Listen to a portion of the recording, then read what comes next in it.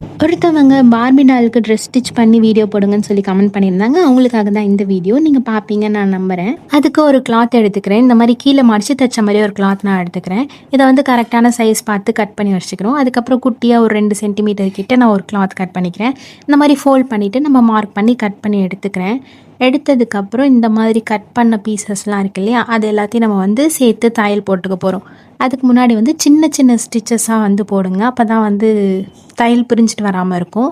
Stitches போட்டு முடிச்சதுக்கப்புறம் இப்படி தான் இருக்குது. குட்டியாக ஒரு கிளாத் கட் பண்ணி வச்சுருந்தோம்ல, அதை வந்து இதே மாதிரி வச்சு தச்சுக்கிறோம். தைச்சதுக்கப்புறம் இந்த சைடும் அந்த சைடும் லைட்டாக மடித்து விட்டு இந்த மாதிரி தச்சுக்கிறோம். இப்போது வந்து இதை வந்து டபுள் ஃபோல்ட் பண்ணி இந்த மாதிரி ஸ்டிச்சஸ் வந்து ஃபுல்லாக போட்டுக்க போகிறோம். ஸ்டார்டிங் வீடியோவில் நான் வந்து பார்பி டால் காமிச்சிருந்தேன்ல, அதுதான் நான் ஃபஸ்ட்டு அதுக்கு போட்டிருந்த ட்ரெஸ்ஸு. எப்படி இருக்குன்னு சொல்லி கமெண்ட்டில் சொல்லுங்கள். இதை தைச்சதுக்கப்புறம் இப்படி தான் இருக்குது. அது தைச்சது மட்டும் இல்லாமல் இந்த மாதிரி சைட்லேயும் வந்து நான் தைச்சி விட்டுட்டேன்.